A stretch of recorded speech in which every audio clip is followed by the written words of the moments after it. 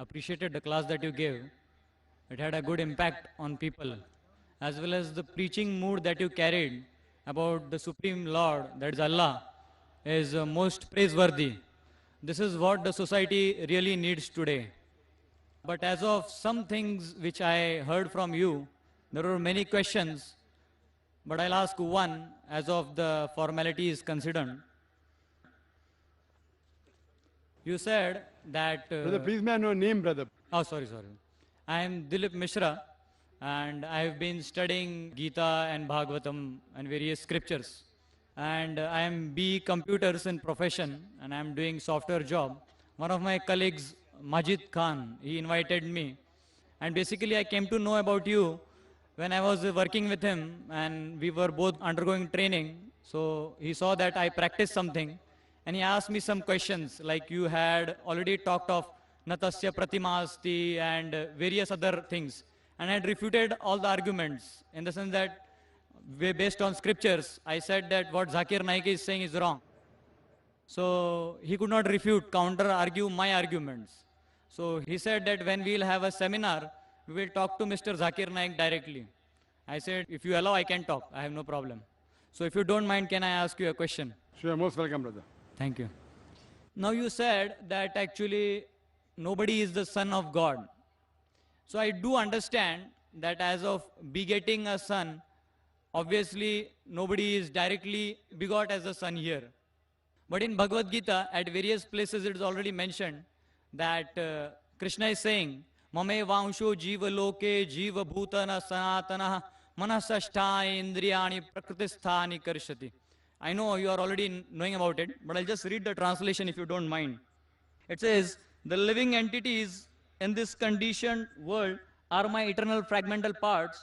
Due to the conditioned life, they are struggling very hard with the six senses, which include the mind. Here, the Supreme Lord Krishna is saying that you are my part and parcel.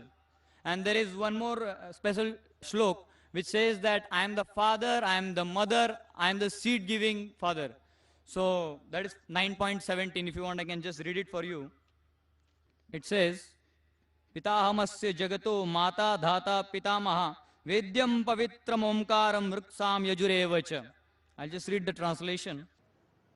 I am the father of the universe, the mother and the support and the grandsire. I am the object of knowledge and the purifier and the syllable Om. I am the Rig, the Sam and the Yajurvedas. So here if we see that the Supreme Lord is saying, all of are my sons, I take care of them. So I do agree with your first point saying that somebody is directly begotten as a son. That can be denied.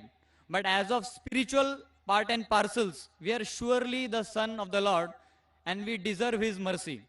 So I felt that this bit contradicts with what you already said. भाई साहब ने एक अच्छा सवाल पूछा है. I'm sorry, I'll answer in Urdu because the program is in Urdu and I believe you can understand Hindi. MashaAllah. My Hindi is also not that good. It is simple with all the grammatical errors. भाई साहब ने सवाल पूछा है, कहा है कि उन्होंने मेरी तकरीर सुन चुकी है और कुछ बातों पे उसे एतराज़ है और उन्होंने कहा उनके दोस्त से कि जाकिर कहते हैं नात से प्रतिमस्ती और मैं इसमें नहीं मानता हूँ, क्या मैं कुछ सवाल पूछ सकता हूँ? मैंने बोला बेशक.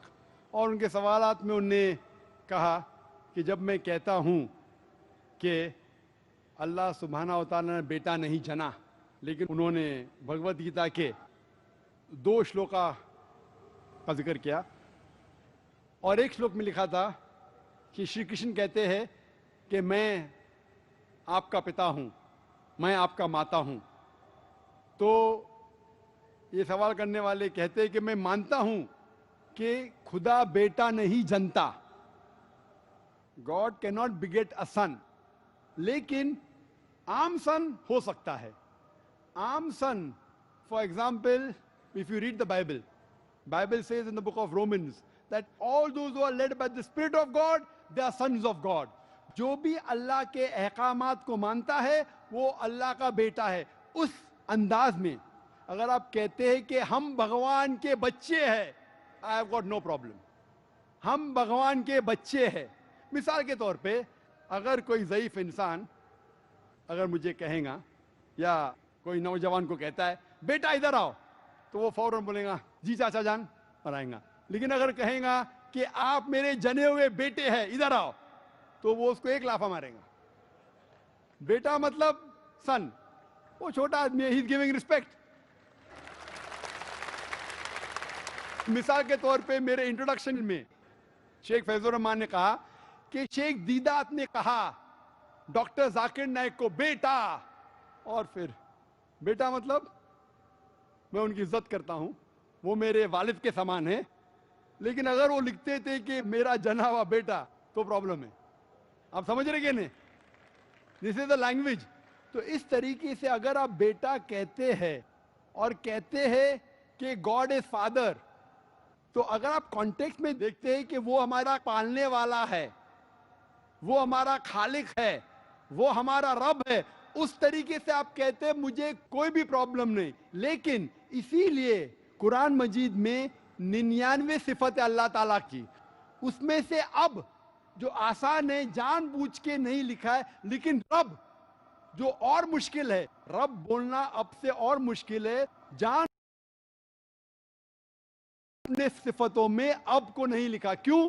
लोग उससे गलत मानी ले सकते हैं, वरना फादर बोलना अच्छी बात है और हम आमतौर पे कहते हैं बेटा इधर आओ, कोई हर्ज नहीं। इसीलिए मैं कहता हूं बाइबल में अगर कहते हैं कि जो लोग अल्लाह की बात मानते हैं वो अल्लाह के बेटे हैं, मुझे कोई हर्ज नहीं। उस तरीके से ईसा अलैहिस्सलाम बेशक अल्लाह सुब्हाना व तआला के भेजे हुए अजीम पैगंबर थे, वो बेशक बेटे थे, लेकिन अगर कोई कहता है कि ईसा अलैहिस्सलाम अल्लाह के जने हुए बेटे हैं तो objection.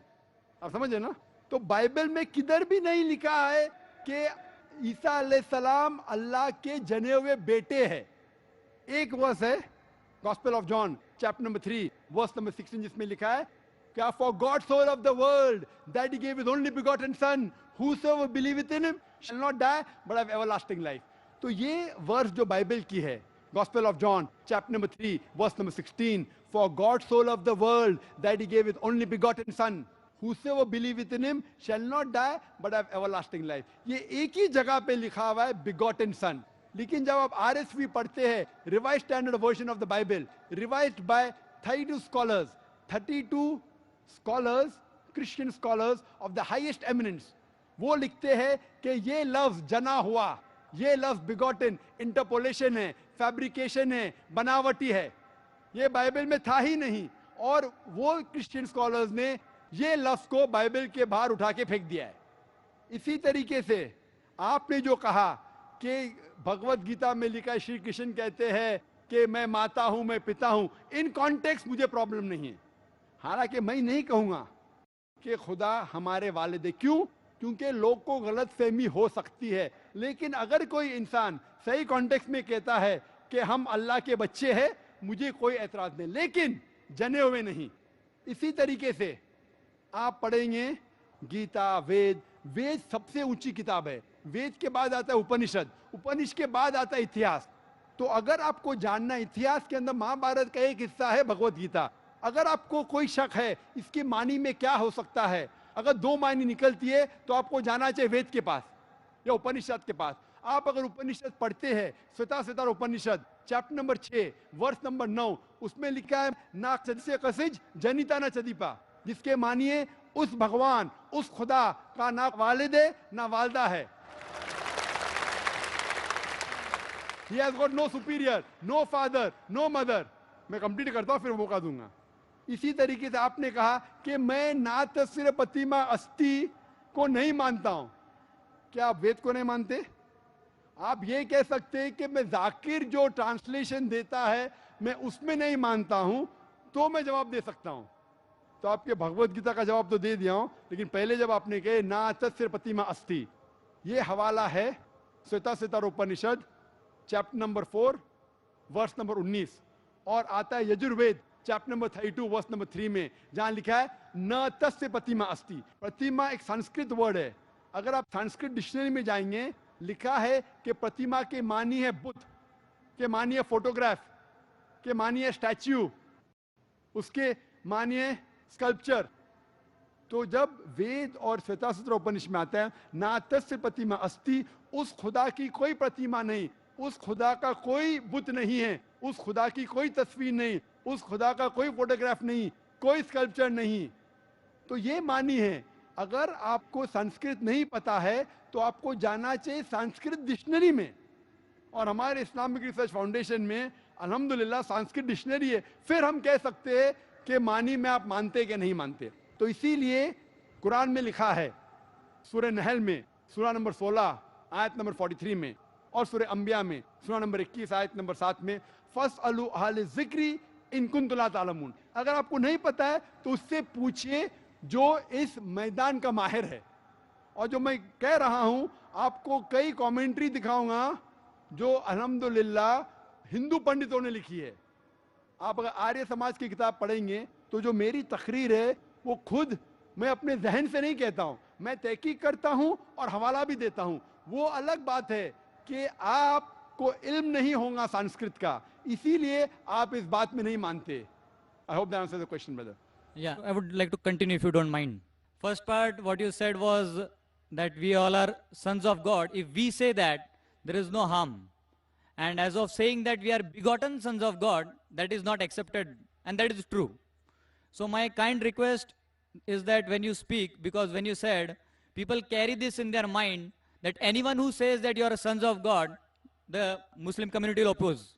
So that will just create a disharmony without understanding the context. So that was my concern.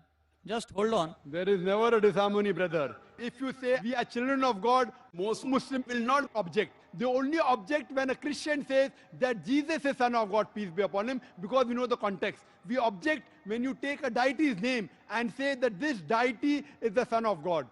Most Muslims will not object if you say that the human beings are children of God. I don't know any. So what? Because we know the context. That's the reason, brother, when you ask a question, you should realize, in general terms, son means begotten son. It is a dual meaning. When we use son, it's just in context. So therefore, we are very careful. We don't want anyone to misunderstand. हम ये नहीं चाहते कि गलत फहमी हो, इसीलिए हम जानबूझ के ये भी नहीं कहते कि हम बेटे हैं खुदा के, वो बिल्कुल गलत हो जाएगा। अगर कोई गलत फहमी लेता है मेरे अल्फाज से, हम इसीलिए वी आर वेरी केयरफुल, हम जानबूझ के एहतियात लेते हैं, और ऐसे अल्फाज जिससे गलत फहमी पैदा हो सकती है, खुसूसन खुदा के लिए, भगवान के लिए, हम क्या करते, तहकीक करते हैं, और we are very careful that not to use this word. Hope that answers the question brother. भाइयों की तरफ से कोई सवाल हो? गैर मुस्लिम भाइयों को तरजीह दें। मेरा नाम कैलाश माने है। मैं प्रोफेशनल से टेलीकॉम इंजीनियर हूँ। आपने कहा था कि हर रिलीजन में लिखा है, कि हर बुक में लिखा है कि भगवान एक है, खुदा एक है। तो मैं ये कहना चाहता था कि इस्लाम को क्यों फॉलो करना चाहिए? माशाल्लाह, भाई साहब ने बहुत बहुत अच्छा सवाल पूछा, अहम सवाल, कि अगर हर मजहब, हर धर्म की किताब में लिखा है कि भगवान एक है, तो मुझे इस्लामी क्यों फॉलो करना चाहिए? बहुत अच्छा सवाल। अगर हिंदुइज्म में लिखा भगवान एक है, क्रिश्चियनिटी में लिखा भगवान एक है, इस्लाम में लिखा भगवान एक है, तो मुझे इस्लामी क्यों फॉलो करना चाहिए? मैं हिंदू ही रहूंगा, मैं ईसाई रहूंगा। बहुत अच्छा सवाल है। मैं ये कहना चाहता हूं कि जिस तरीके से मैंने तकरीर की थी चंद साल पहले 1993 में इसी कैंपस में, कुरान एंड मॉडर्न साइंस,